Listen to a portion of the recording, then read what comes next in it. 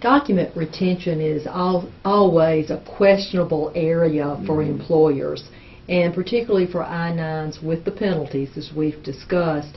Really, what are the requirements for retention of these I-9 forms and any documentation? I would tell you, if I was, as an employer, and our firm's an employer just like anybody else, you want to have backup.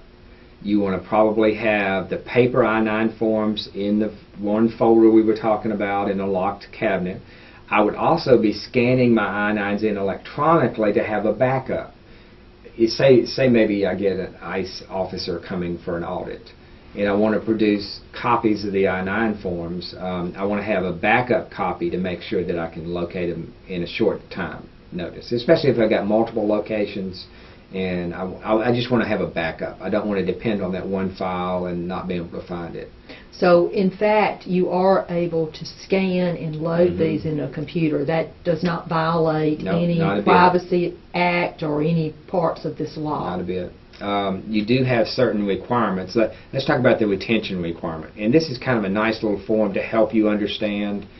You have to retain an I-9 form for 3 years from the date it was filled out, completed, or from 1 year after the employee leaves you, whichever is longer. Say somebody has worked for me for 6 months. I've got to retain that I-9 form for 2 years and 6 months after they leave my employment. Say if they worked for me for 4 years, I've got to retain that I-9 for 1 year after they left my employment. Does that? It makes sense, okay. But it's just more paperwork to keep up with. That's why this form would be very valuable.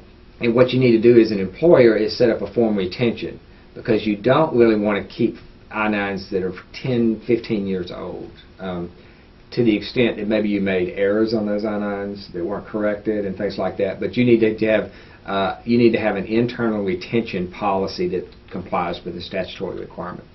So you can retain